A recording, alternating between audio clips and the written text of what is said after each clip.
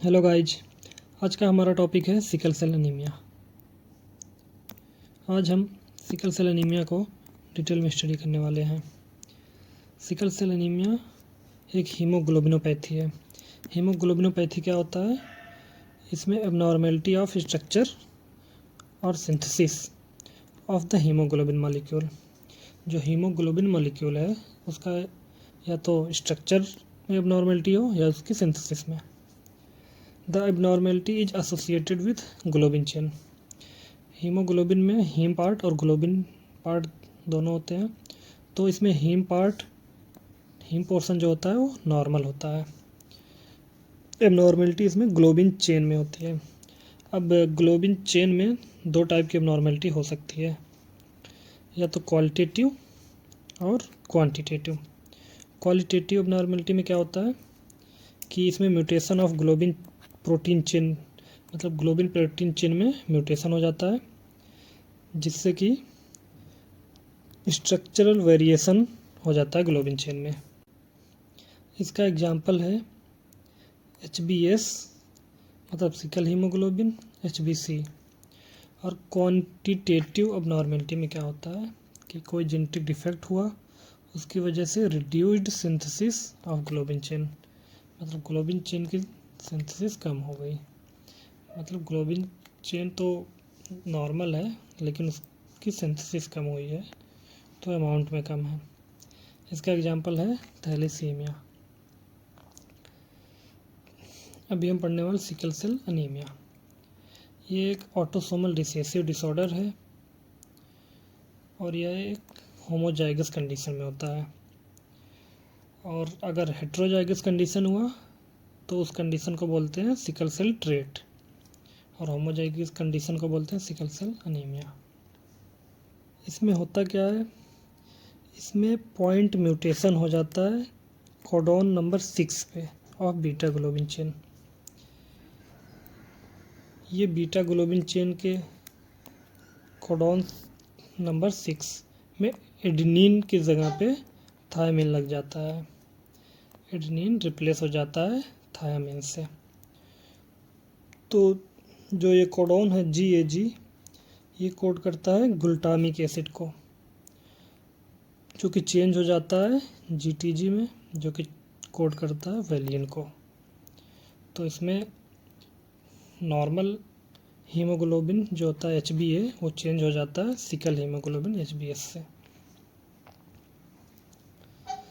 अब sickle haemoglobin में होता क्या है, सिकल हीमोग्लोबिन की सॉल्युबिलिटी और स्टेबिलिटी दोनों ही एबनॉर्मल होती है, जिससे कि सिकलिंग हो जाता है।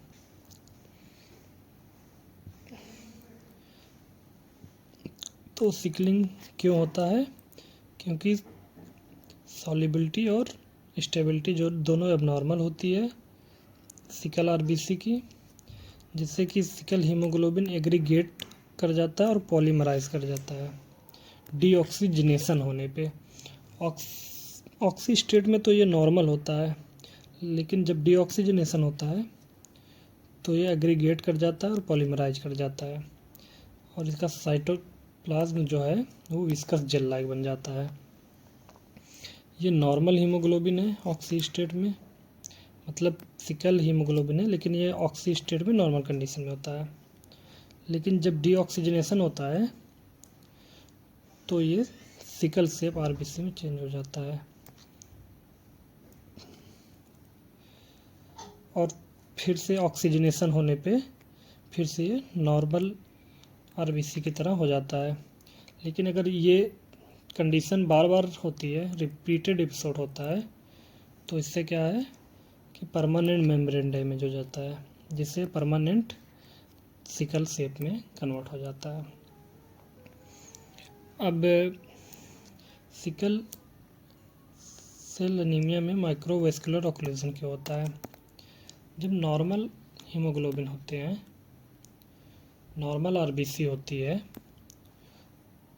तो नॉर्मल RBC में डिफॉर्मेबिलिटी और फ्लेक्सिबिलिटी दोनों होती है, तो इसके वजह से ये माइक्रोवेसल्स में भी आसानी से पास कर जाते हैं। लेकिन जब सिकल आरबीसी बन जाते हैं, सिकल आरबीसी बन जाते हैं तो इनकी डिफॉर्मेबिलिटी और फ्लेक्सिबिलिटी कम हो जाती है, जिससे नॉर्मल माइक्रो वेसल्स में पास नहीं हो पाते हैं और अकुमुलेट हो जाते हैं, जिससे कि ऑक्लूजन हो जाता है। और सिकल सेल्स जो होते हैं वो अधेसन मॉलिक्यूल्स को ज़्यादा एक्सप्रेस करते हैं, जिससे कि इसमें स्टिकी हो जाते हैं, जिससे स्टिकी हो जाते हैं, आपस में जुड़ जाते हैं और क्लम्प बना लेते हैं। और फ्री हीमोग्लोबिन जो रिलीज होता है डैमेज्ड सिकल सेल से, वो क्या करता है, वो नाइट्रस ऑक्साइड को इनएक्टिवेट कर देता है। नाइट्रस ऑक्साइड क्या करता है कि वेसल्स का वेसोडाइलेशन कराता है, लेकिन जब ये नाइट्रस ऑक्साइड इनएक्टिवेट हो जाता है तो वेसल का डायलेशन नहीं होता, जैसे नैरो हो जाती है ब्लड वेसल्स, जो कि ऑक्लूजन को फेवर करता है।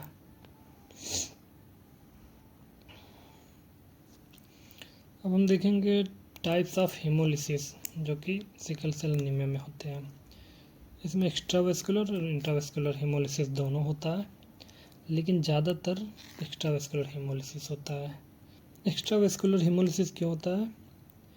क्योंकि जो एबनॉर्मल आरबीसीज होते हैं वो रेटिकुलो एंडोथेलियल सिस्टम में फैगोसाइटाइज हो जाते हैं मैक्रोफेजेस के थ्रू।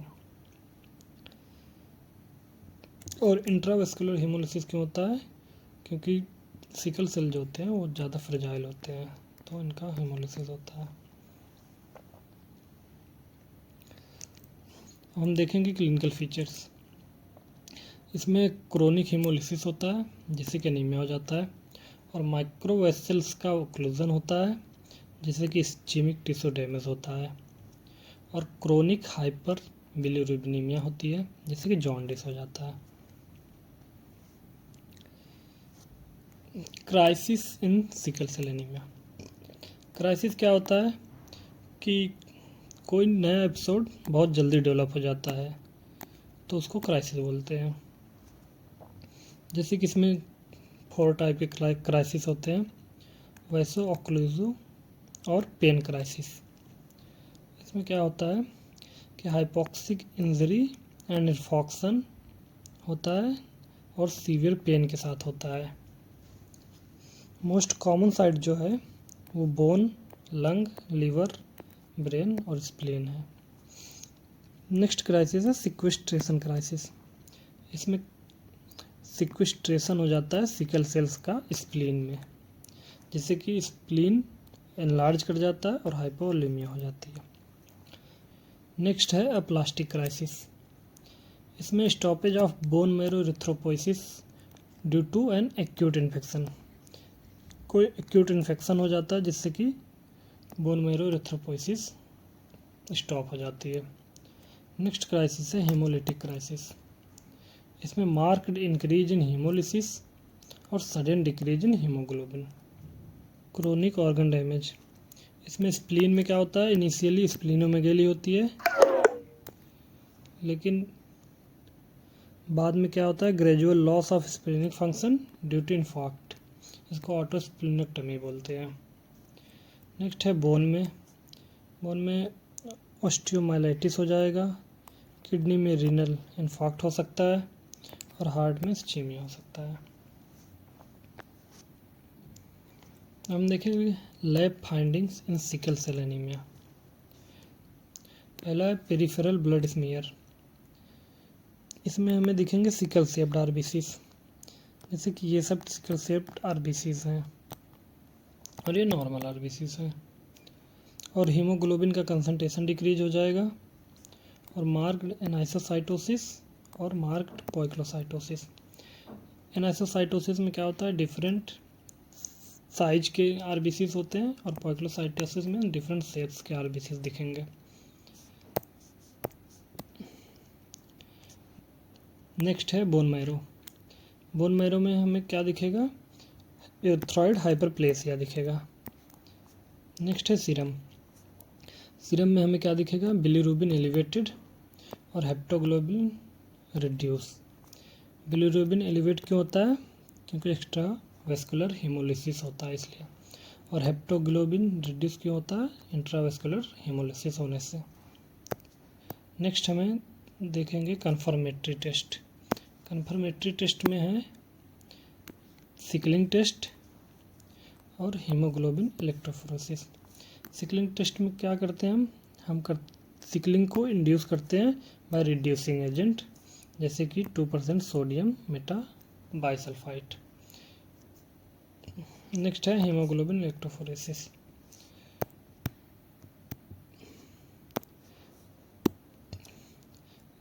इसमें क्या होगा, हमें पता है इलेक्ट्रोफोरेसिस में हम किसी मॉलिक्यूल को साइज या फिर उसके चार्ज के बेसिस पे सेपरेट करते हैं। तो ये नॉर्मल हीमोग्लोबिन का ये पैटर्न है और सिकल सेल एनीमिया का ये पैटर्न दिखेगा और सिकल सेल ट्रेट में ये पैटर्न हमें दिखेगा।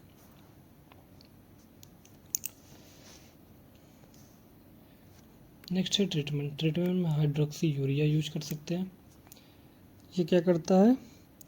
It is inhibitor of DNA synthesis. It increases red cell HbF level. ये रेड सेल एचबीएफ लेवल को इंक्रीज करता है और it also has anti inflammatory effect. तो ये डिक्रीज करता है crisis related to vascular occlusion को। और नेक्स्ट ट्रीटमेंट जो है, जो कि एक क्यूरेटिव ट्रीटमेंट है, वह है haematopoietic stem cell transplantation. Thank you.